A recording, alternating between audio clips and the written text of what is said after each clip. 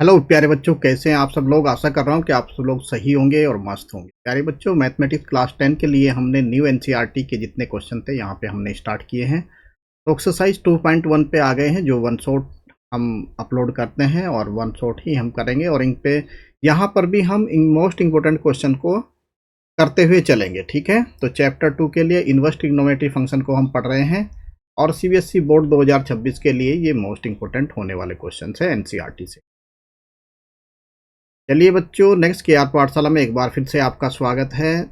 देखिए प्यारे बच्चों, चैप्टर 2 शुरू करने से पहले आपको सबसे पहले ध्यान में रखना है, यहाँ पे जो साइन इनवर्स के जो कुछ फंक्शन है, जो इनवर्स ट्रिग्नोमेट्री फंक्शन है, तो जैसे साइन थीटा और इनका डोमेन और आपको रेंज पता होनी चाहिए। तो इनकी साइन थीटा की जो डोमेन होती है वो कितनी होती है, वो डोमेन होती है जो डोमेन होगी यानी एक्स की वैल्यू और वाई की वैल्यू क्या आती है, साइन थीटा, ठीक है। तो वाई इक्वल्स टू कैसे लिखते हैं, y equals to sine theta.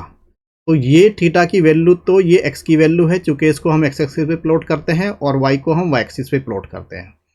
तो रेंज होती है वाई की वैल्यू और थीटा की वैल्यू जो एक्स की वैल्यू होगी उसको हम डोमेन बोलते हैं। जैसी साइन इनवर्स आता है तो साइन इनवर्स में ये दोनों की दोनों रिवर्स हो जाती है। जो डोमेन होती है वो रेंज बन जाती है और रेंज होती है वो कोडोमेन, वो आपकी क्या बन जाती है, डोमेन बन जाती है। तो साइन इनवर्स फंक्शन में सबसे पहले आपको ये याद रखना है, तो यहाँ पे ये तो डोमेन हो जाएंगी और ये रेंज हो जाएंगी फिर inverse trigonometry function.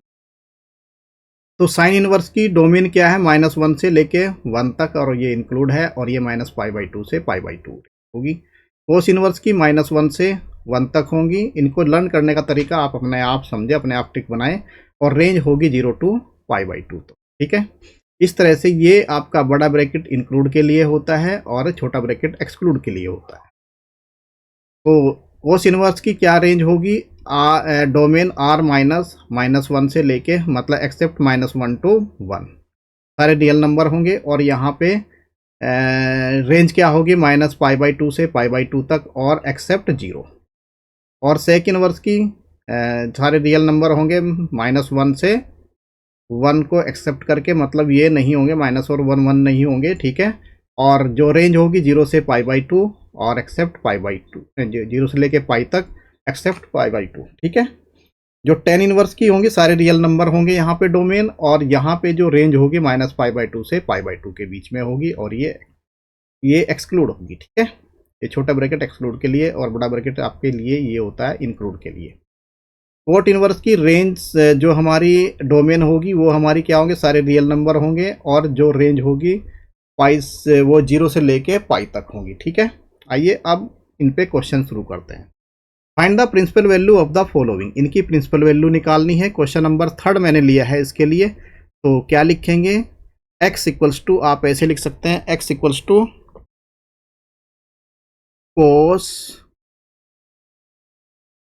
कोसक inverse 2 equals to क्या रखो आप, x के बराबर। तो कोसक x किसके बराबर हो जाएगा, ये हो जाएगा 2 के बराबर। अब यहाँ पे तुम्हें कुछ वैल्यूज का पता होना बहुत ज़रूरी है। वो इसलिए चूँकि जो भी आपने साइन 30 कोस 30 वाले वो फॉर्मूले 10th पे पढ़े हैं, तो उनकी वैल्यू का आपको पता होना चाहिए, ठीक है। तो कोसक की जो प्रिंसिपल वैल्यू है आप जानते हैं, रेंज जो है प्रिंसिपल वैल्यू होती है, ठीक है। तो we know that the range of the principal value कितनी होगी, कोसक इनवर्स एक्स की कितनी होती है, वो होती है हमारी, वो कहाँ से कहाँ के बीच में होती है, -π/2 से -π/2 से π/2 तक और एक्सेप्ट 0, ठीक है, एक्सेप्ट 0। क्योंकि कॉस इनवर्स क्या होता है, 1/sin x, और x की वैल्यू 0 हो जाएगी तो वो फंक्शन ही नहीं होगा, यानी 1/0 कितना हो जाएगा, वो हो जाएगा इन्फिनिटी, तो वो फंक्शन नहीं होगा, ठीक है। तो इसलिए इसकी रेंज यहाँ तक होगी, ठीक है। तो इसमें कोसक 2 की वैल्यू जो है, आप देखिए यहाँ पे क्या आएगा, ये किसकी वैल्यू होती है, वहीं जहाँ 10th वाले जो फॉर्मूले हैं उन्हीं में देखेंगे तो ये वैल्यू होती है साइन 30 वैल्यू। साइन 30 को क्या लिख, नहीं ये होगी कोसक 30 की, तो कोसक 30 को लिखते हैं हम कोसक पाई बाई 6। ठीक है, इतना लिखेंगे कोसक पाई बाई 6। और ये क्या हो जाएगा कोसक एक्स। अच्छा ये कब एक दूसरे से कटेंगे, मतलब कैसे रहेंगे ये, अब देखो यहाँ पे कोसक की जो रेंज होगी हमारी वो कितनी होती है, -π/2 से π/2 एक्सेप्ट 0। क्या ये इन दोनों के बीच में लाई कर रहा है π/6? हाँ लाई कर रहा है। जब लाई कर रहा है तो x की वैल्यू कितनी हो जाएगी π/6। तो ये होगी आपकी प्रिंसिपल वैल्यू इसकी कोसक इनवर्स 2 की वैल्यू। तो कोसक इनवर्स 2 की जो प्रिंसिपल वैल्यू होगी वो π/6 होगी। आई होप प्यारे बच्चों आपको क्वेश्चन समझ में आया होगा। अब चलते हैं क्वेश्चन नंबर 4 की तरफ। क्वेश्चन नंबर 4 क्या कह रहा है प्यारे बच्चों, आइए देखते हैं इसको भी। ये कह रहा है tan इनवर्स -√3। इसको हम सबसे पहले x के बराबर रखेंगे, तो tan inverse -√3 equals to x, और ये tan x इक्वल्स टू हो जाएगा -√3।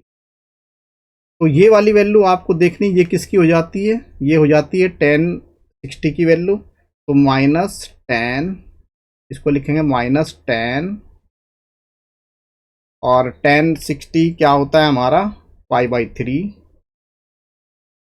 और ये होता है tan -π/3, और ये क्या हो जाएगा tan x। अच्छा इसकी जो रेंज होती है वो किसके बीच में होती है, इसकी रेंज होती है माइनस, जो tan इनवर्स की रेंज होती है वो होती है -π/2 से π/2 तक,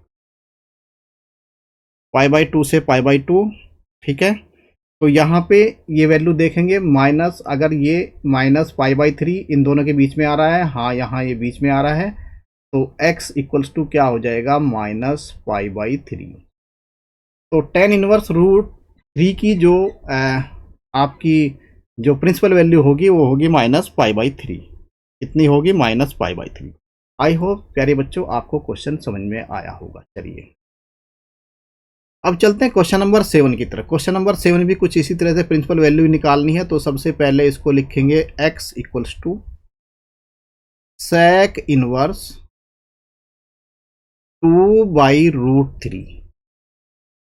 तो यहां से क्या हो जाएगा sec x इक्वल्स टू 2/√3 के बराबर हो गया। ठीक है, ये आ गया 2/√3 के बराबर। ठीक है, तो प्यारे बच्चों यहाँ पे आपको प्रिंसिपल वैल्यू ब्रांच देखनी है सेक इनवर्स की। तो वो क्या होती है, रेंज क्या होती है इसकी, सेक इनवर्स की रेंज होती है 0 से लेके पाई तक, और एक्सेप्ट सेक क्या होता है 1/cos। तो कोस यहाँ पे 0 नहीं होना चाहिए क्योंकि कोस 0 नहीं, cos 90 की वैल्यू कितनी होती है cos 90 की वैल्यू 0 होती है। तो एक्सेप्ट क्या रखेंगे हम, एक्सेप्ट π/2, एक्सेप्ट π/2। ठीक है, इस तरह से रखेंगे। एक मिनट, एक्सेप्ट π/2, इनको मैं रब कर देता हूँ क्योंकि इससे हैंगिंग की प्रॉब्लम कुछ बढ़ जाती है, पर इनको मैं रखता हूँ। ठीक है, इसको मैं हटा देता हूँ। देखिए सही से आपका कर्सर चलेगा। चलिए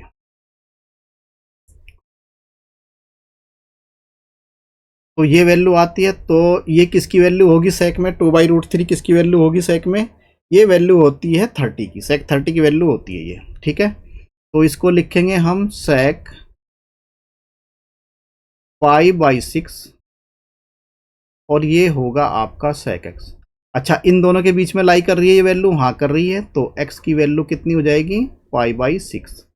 तो ये वैल्यू हो जाएगी प्यारे बच्चों π/6। आई होप आपको क्वेश्चन समझ में आया होगा। तो सेक इनवर्स 2/√3 की जो आपकी प्रिंसिपल वैल्यू होगी वो होगी π/6, क्योंकि x की वैल्यू हमने क्या रखी है 2/√3 ही है। ठीक है, 2/√3 ही है। आई होप प्यारे बच्चों आपको क्वेश्चन समझ में आए होंगे। अब करते हैं क्वेश्चन नंबर 10। क्वेश्चन नंबर 10 में क्या है प्यारे बच्चों, कोसक इनवर्स, इसको हम x के बराबर रखेंगे एज इट इज, और ये हो जाएगा हमारा कोसक इनवर्स -√2, ये भी होगा कोसक इनवर्स -√2, ठीक है। और ये क्या हो जाएगा, कोसक x इक्वल्स टू -√2। फिर कोसक का तो आपको पता ही है क्या प्रिंसिपल वैल्यू होती है, तो उसकी होती है -π/2 से π/2 एक्सेप्ट 0। तो यहाँ पे क्या हो जाएगा, तो √2 किसके बराबर हो जाएगा, ये बराबर हो जाएगा कोसक -π/4 के बराबर, क्योंकि ये कितना है, कोसक π/4, ठीक है। ये 45 डिग्री की वैल्यू, ठीक है। तो यहाँ पे देखेंगे उसकी वैल्यू क्या होती है, हाँ ये किसके बीच में -π/4 है, ये उसकी रेंज में आ रहा है। तो x इक्वल्स टू कितना हो जाएगा, -π/4। आई होप प्यारे बच्चों आपको क्वेश्चन समझ में आया होगा। तो यहाँ पे कोसक इनवर्स √2 का जो प्रिंसिपल वैल्यू होगी वो कितनी होगी, -π/4। आई होप ये क्वेश्चन आपको समझ में आए होंगे।